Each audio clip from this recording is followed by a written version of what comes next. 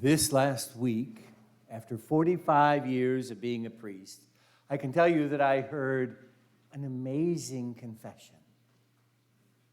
And I can talk about it because it didn't occur within the sacrament of penance. The old priests, the retired guys in the area in Genesee County, about 12 of us, we get together on Wednesdays for lunch. And, it depends on who's able, who can come. And so sometimes there are more and sometimes there are less. Well, this last Wednesday, there were only 3 of us. And I heard an amazing confession. The younger of the 3 of us turned to the older and reminded him of the day when the younger had been his deacon intern in the parish where he had been pastor. And he said, "You remember that Christmas that I was a deacon with you?" And he kind of, yeah. And he said, "Remember that statue of Santa kneeling before the manger that appeared before the creche in front of church?" He said, "The one you got really, really upset about?" He said, "I think it's safe now after 41 years to tell you that I'm the one that put it there." And what was amazing is that, the older guy, who is sharp, it wasn't that he has any lapse of memory, didn't remember the incident at all and just kind of shrugged his shoulders and said, "Oh, but I know 41 years ago, that isn't what came out of his mouth. I know that." And some people would say, well, why would any religious leader be upset about Santa Claus? And to be honest, there is some confusion with that. But the reality is, my brothers and sisters, that, Santa kind of represents the commercialization of Christmas. It's all about getting gifts. And somehow that misses the point that we celebrate tonight. That there's a spiritual meaning to Christmas. And Santa can sometimes distract us from that, especially younger ones. But I have a 7-year-old great-nephew now who loves Santa. He just loves Santa and everything Santa represents. And I know that tonight he went to bed really, really, really excited about what he will gain in the morning. And the truth is, he's a good kid. He is a good kid. He really is. I only speak not just as his great uncle, but as an impartial observer, as impartial as I can be, But he's a really good kid. But he, even though he's good, knows that he's not been that nice, that he deserves everything he's going to get tomorrow. And while he is a really good boy, the truth is that he's a boy, 7 years old. And he has done more than a few naughty things along the way.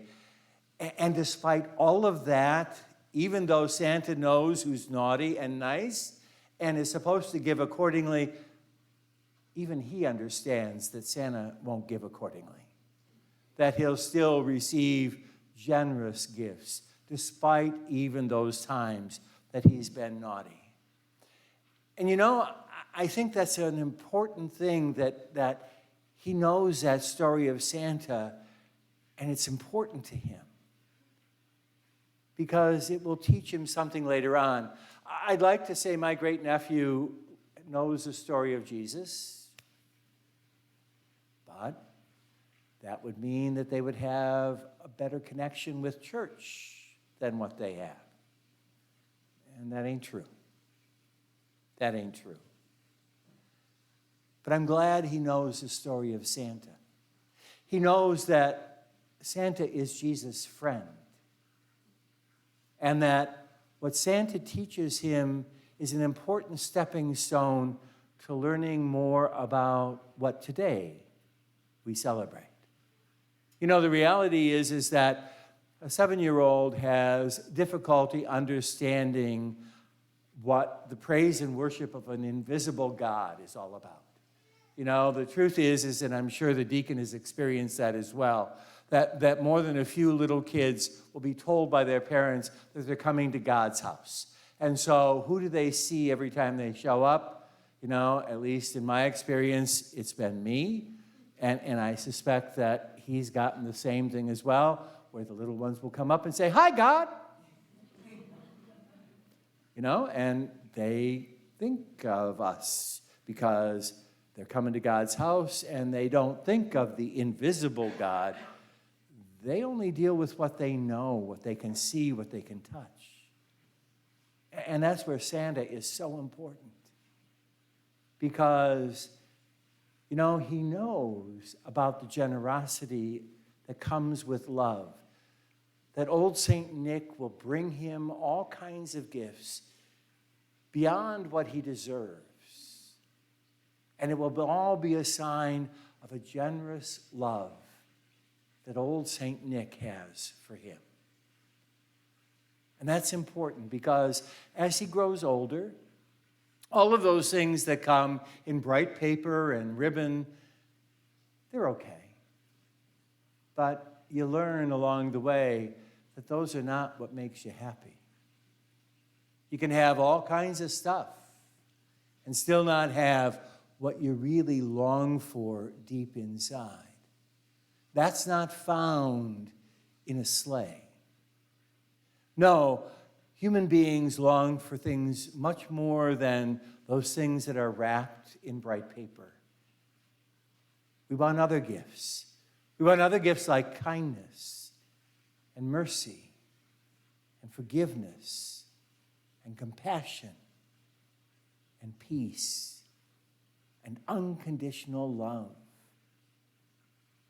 Those are not found, my sisters and brothers, at the bottom of a sleigh. Those gifts are only found in a manger. And that's what we celebrate today. You know, at the 4:30, we had Santa make an appearance.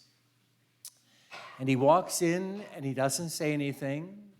They're just playing over here, the end of the song we sang after communion. He doesn't say a word. He just walks in and he kneels down and he says a prayer.